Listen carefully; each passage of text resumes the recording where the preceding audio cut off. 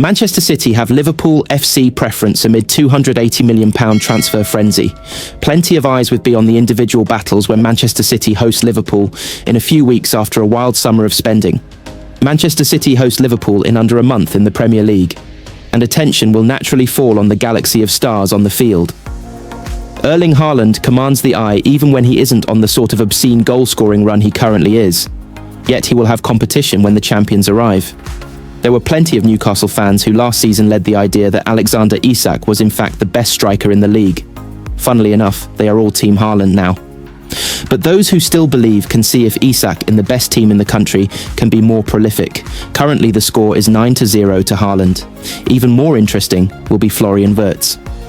The German rejected City in summer to join Liverpool in what was seen to be a major coup for Arne Slot and his recruitment head Michael Edwards. Wirtz has had a horrible start to life at Anfield though, and there are no guarantees he will even start against City, having failed to influence games and being left out of the team for the derby. Blues would lap up any sidelining of Wirtz, especially if Ryan Cherki can get on the pitch. Cherki was a budget alternative, while Liverpool broke the British transfer record for Wirtz that they later broke again for Isak, and any hint that the Frenchman represents a better deal will be shouted loud. More interesting than any of that, though, is how the collectives look. Last season was exasperating for Blues for months, and their complete failure to compete home or away with Liverpool was one of many sore points. When a point at Arsenal last month meant City were 8 off leaders Liverpool after just 5 games, the gap again looked to be a chasm. However, successive defeats for Slot's men have coincided with 2 wins for City. The momentum has changed, and Pep Guardiola go into the next block of fixtures with the belief that there is plenty more to come from them. Win their games against Everton, Aston Villa and Bournemouth, and at the very least they can overtake Liverpool by beating them at the Etihad. Some scenarios could be even better. Having surprised many at Arsenal, including Mikel Arteta, Liverpool's visit next month represents a serious test for City to assess how far they can go on all fronts this season. The individual stars on the pitch may have a lot to do with the performance and the result, but Pep Guardiola will take more from the collective performance as he looks for City to wrestle the league title back from their Merseyside rivals. Manchester City breakout star is 1 moment away from unforgettable year. Nico O'Reilly has enjoyed a rapid rise at Manchester City, and he is now pushing for an England debut in a position he wasn't expecting to play in. At the start of this year, nobody outside of Manchester City had really heard of Nico O'Reilly. As 2025 dawned, he had 252 minutes of senior football under his belt, and none of it had come in the Premier League. 2 starts in forgettable Carabao Cup ties, a debut in the Community Shield, and 9 minutes off the bench in a Champions League rout against Sparta Prague were the sum total of the academy graduate's first team involvement. Even within the Etihad, you would have been hard-pressed to find anybody predicting the kind of year ahead for O'Reilly that he has enjoyed. A new 5-year contract signed and sealed, his status as a first-teamer is secure. Now, he is in the England squad too, but maybe that rapid rise shouldn't come as a surprise. After all, this is a player who had scouts from all of the Northwest's biggest clubs vying for his signature at the age of 8. Casting aside Liverpool and Everton's interest, O'Reilly was now making a decision between City and Manchester United. He had trained with all 4 clubs, but this was time to finally commit. He had begun playing age 3 or 4 and would play for as many grassroots clubs as he could, but when he got to under 8s and under 9s, the Premier League competition for him was fierce. I chose City because the training was a lot better, he explained to the Man City podcast recently. And it's a decision that has worked out for both O'Reilly and his boyhood club. The 20-year-old is from a family of split allegiances in Manchester, but his mum and sister were Blues, and so is he. He is undoubtedly City's breakout star of 2025. O'Reilly came on for Erling Haaland in that Champions League fixture against Sparta Prague, and his future seemed to lie further up the pitch, but this might just be the year that changes everything. O'Reilly might still fancy himself as the attacking midfielder who used to prize open games in the academy, but now his country and his club could have other ideas. In the build-up to the 8-0 FA Cup third-round win against Salford City in January, Pep Guardiola told O'Reilly that he would play at left-back, and he has barely looked back since.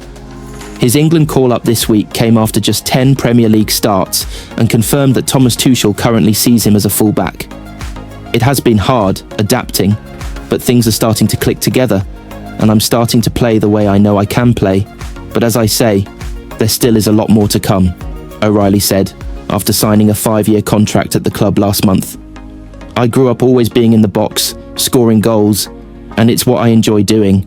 So whenever I get an opportunity, I'm going to try and take them.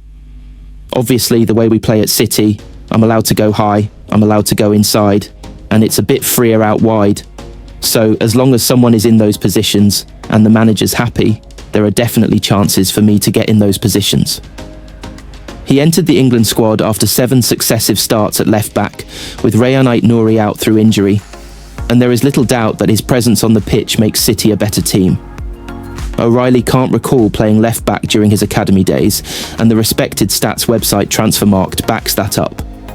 He was the attacking midfielder with an eye for goal and an assist.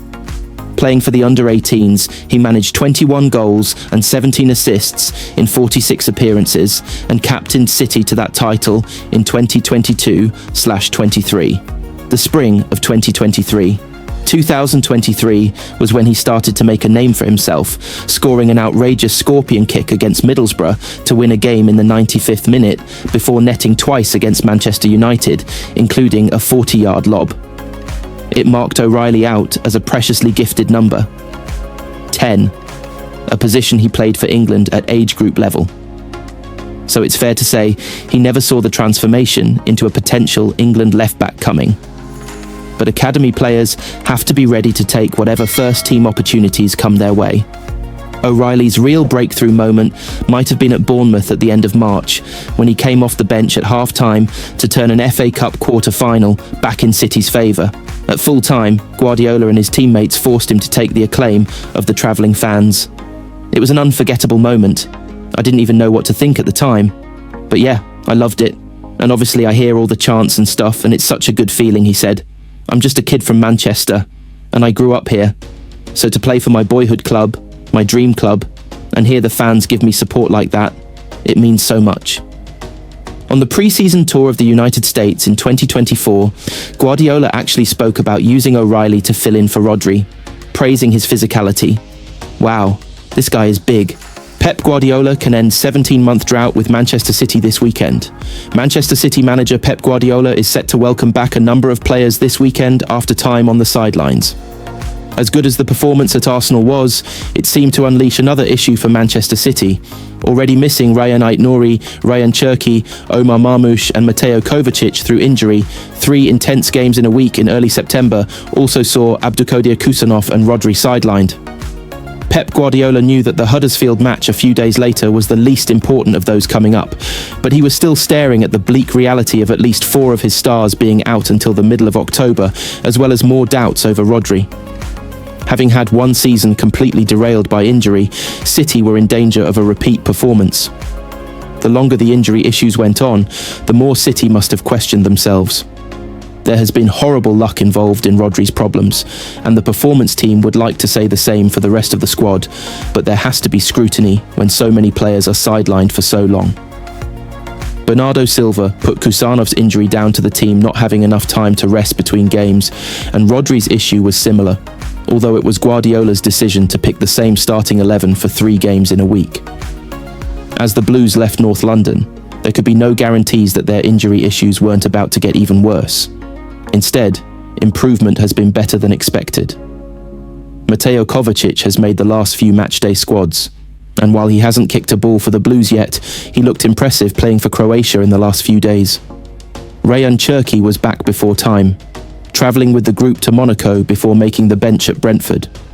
City's injuries on the whole have gone from 6 out for the Huddersfield down to 5 for Burnley, 4 for Monaco, and 3 for Brentford. There may well be greater caution needed with Rodri. The Spaniard left Brentford hoping he can play against Everton despite coming off with a hamstring problem in West London, but a stop-start nature of his games can't be good for anyone. However, with Aït-Nouri, Marmoush and Kusanov expected back for the home game against Everton on Saturday, Guardiola could have no injuries in his squad for the first game since he took his players to Tottenham in May 2024, looking to win their 4th consecutive title. It's boring to talk about injuries being so consequential, and very few people outside of the Etihad will be putting last season's problems down to absent players. It is, though, simply impossible to get away from them, especially when Guardiola prefers to work with such a small squad. Having a fit squad can be the difference between winning trophies or not even competing for them, and City will be thrilled if they can have a full complement to choose from for Everton this weekend. Manchester City handed major Premier League opportunity after 6-point swing.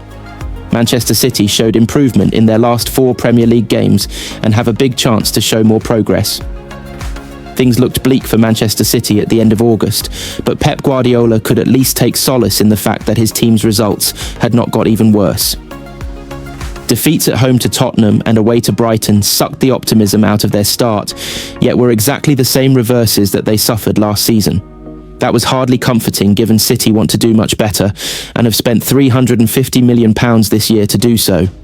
Given they secured a top 3 finish last year though with a points tally of 71, there is plenty of room for improvement. Guardiola's side started on that road in September, beating United at home to avenge that